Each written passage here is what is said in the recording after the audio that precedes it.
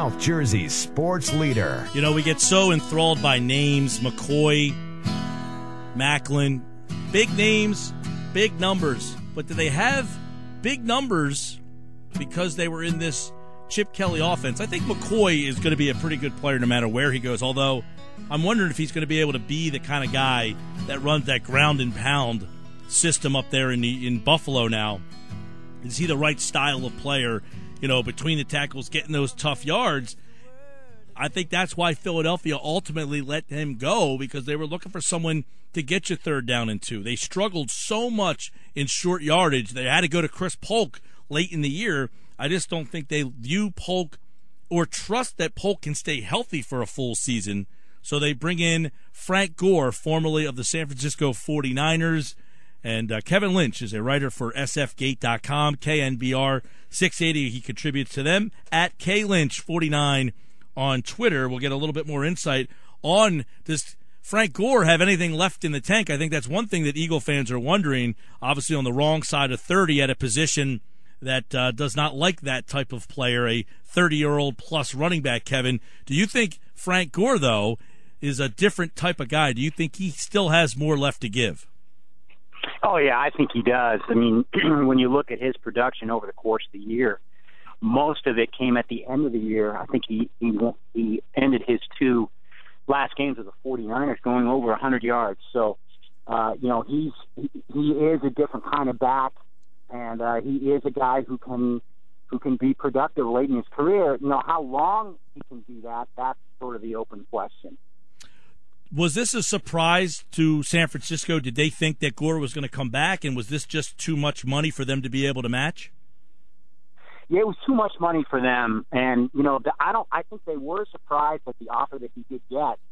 You know, I think he made around $6 million last year, and I think they thought that it was possibly a better situation if he could go somewhere else for that kind of money. And you know, last year he made about $6 million. I think they were thinking that they would pay him about $3 million.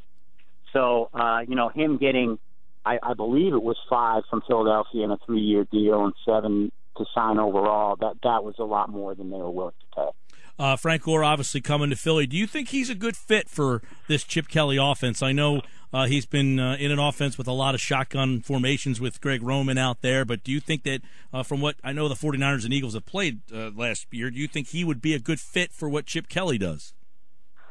You know, I think so. I think Frank, for one, is going to fit in any system. He's just that type of back. He's also really good in space. You know, he's not nearly as quick as McCoy. And in fact, you know, he might be the slowest, most productive back you'll ever see. I mean, his lateral quickness is really good. But in terms of getting down the field, he just doesn't have that quickness anymore.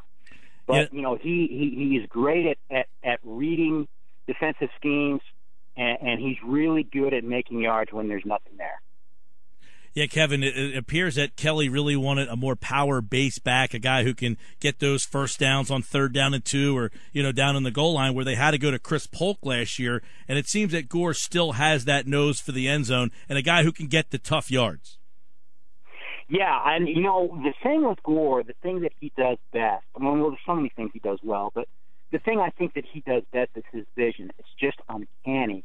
And he's to the point of his career now where he can start manipulating guys and move them with their eyes, with his eyes. You know, he can look one way and get a linebacker to flow and then cut it back another way.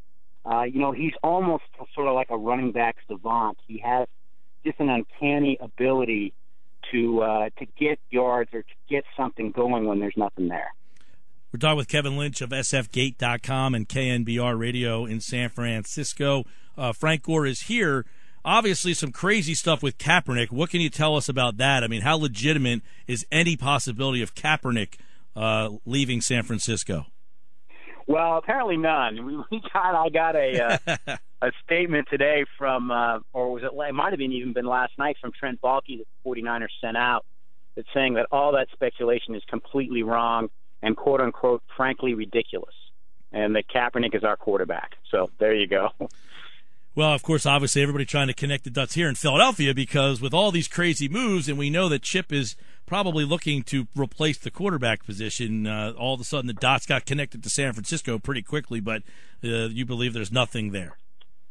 No, I don't think there's anything there. And, although I think that even though Kaepernick's obviously going to stay with San Francisco from what Trent Baalke sent out, the 49ers general manager, I mean, he'd be a perfect fit there. I mean, he needs that kind of offense.